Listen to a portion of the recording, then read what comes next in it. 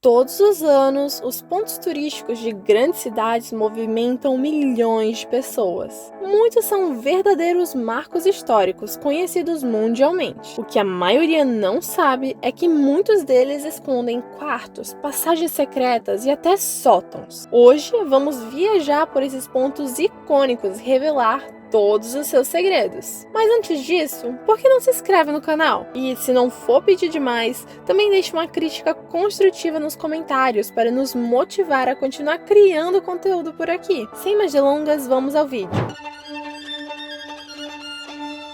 Uma das estruturas mais reconhecíveis do mundo é a Torre Eiffel em Paris, França. O que poucos sabem é da existência de um apartamento no topo do ícone parisiense. Foi projetado por Gustave Eiffel e foi utilizado para várias finalidades. Ele usava como um local para entreter convidados e também como espaço para realizar experimentos científicos. Apesar de ser um espaço relativamente pequeno, o apartamento oferecia uma vista deslumbrante de Paris, com janelas que se abriam para todos os lados. Atualmente, o apartamento foi restaurado e mobiliado com peças da época em que foi utilizado por Gustave Eiffel. Embora não seja habitado, os visitantes da Torre Eiffel têm a oportunidade de visitar o apartamento como parte de sua experiência de visita à torre.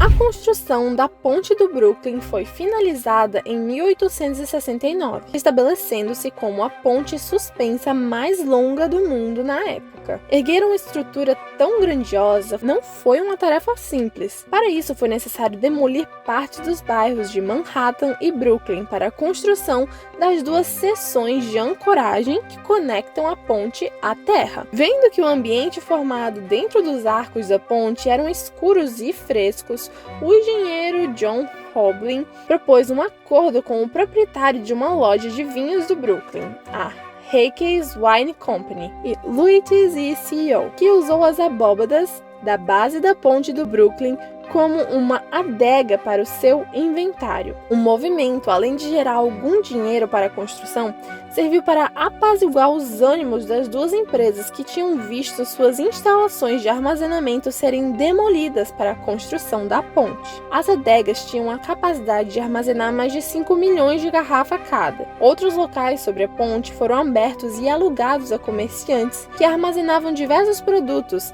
que se beneficiavam da atmosfera fresca das construções. Alguns registros mostram aluguéis que variavam dos $500 a $5.000, dependendo do espaço e da localização, sendo o lado de Manhattan 10 vezes mais cara que o lado do extremo do Brooklyn. Por cerca de 40 anos, o local foi utilizado, inclusive para degustações de vinhos, até que na década de 1910, um forte movimento de moderação alcoólica tomou conta dos Estados Unidos e culminou na chamada Lei Seca, que proibiu a produção, comercialização e consumo de bebidas alcoólicas. A legislação perdurou até 1933, quando os comerciantes retomaram parcialmente as adegas sobre a ponte. Porém, com a chegada da Segunda Guerra Mundial, o local deixou de abrigar o comércio de vinho. Hoje em dia, os locais são utilizados pela Prefeitura de Nova York para armazenar equipamentos de manutenção e poucos são os sortudos que podem vagar por esse labirinto. Aposto que você nunca imaginou isso quando olhava para a ponte nos filmes,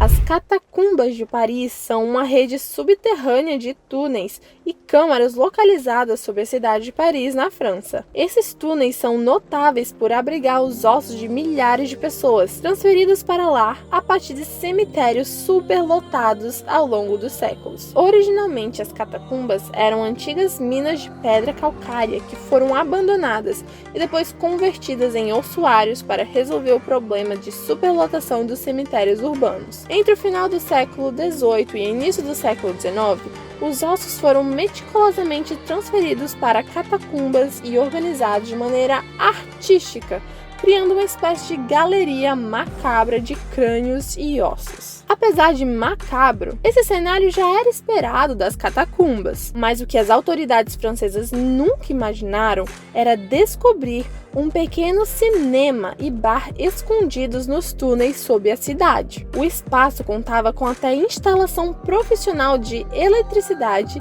e 3 linhas telefônicas. Quando a polícia voltou para investigar com especialistas do Conselho Francês de Eletricidade para tentar descobrir de onde vinha a energia, toda a instalação tinha sido retirada.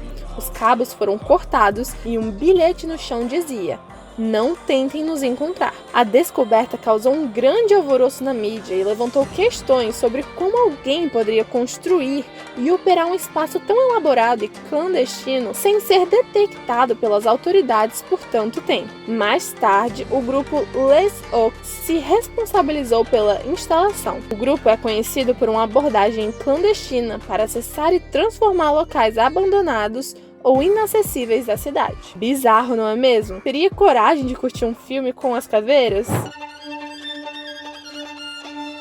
O que já foi uma delegacia de polícia em Londres, hoje em dia armazena um material de limpeza dos garis da cidade. A Praça Trafalgar é uma famosa praça pública localizada no coração de Londres, no Reino Unido. Ela é conhecida por sua importância histórica, seus monumentos e sua atmosfera vibrante, mas também já serviu de palco para vários protestos, o que incentivou a polícia a construir uma estação policial dentro de um dos grandes postes de luz da praça. Construída em 1926, tinha capacidade para somente um agente que ficava ali, observando os manifestantes que se reuniam na praça, para, no caso de um tumulto, chamar reforço pelo telefone instalado na cabine. Todos nós sabemos que o Monte Rushmore é aquela montanha icônica gravada com a cara de alguns dos líderes mais proeminentes dos Estados Unidos. Como se não fosse o suficiente gravar o rosto de presidentes na montanha, Gutzon Borglum planejava esculpir blocos maciços de texto explicando a história do monumento. No entanto, a ideia não foi muito aceita, mas isso não deteve o criativo escultor. Borglum quis construir uma câmara subterrânea que serviria como uma espécie de museu. No entanto, devido a limitações de tempo, recursos e a própria morte do escultor, a sala de registros nunca foi concluída como planejado. A ideia era esculpir as faces dos presidentes dos Estados Unidos e também incluir uma câmara esculpida na montanha, contendo documentos históricos importantes como a Declaração da Independência e a Constituição dos Estados Unidos. Embora tenham sido feitos alguns trabalhos preparatórios, o Hall of Records permanece incompleto e nunca foi aberto ao público. As autoridades simbolicamente colocaram painéis que contaram toda a história do Monte Rushmore no local, além de uma citação do escultor inscrita na entrada como forma de homenagem. Se você tá ficando surpreso, espera para saber o próximo ponto. Infelizmente, hoje os visitantes da Estátua da Liberdade só podem subir até a sua coroa. No entanto, nem sempre foi assim. Na verdade, o ponto mais alto acessível da Senhora Liberdade é dentro da tocha. Acontece que durante a Primeira Guerra Mundial, uma explosão de suprimentos militares no porto da cidade danificou a estrutura da estátua.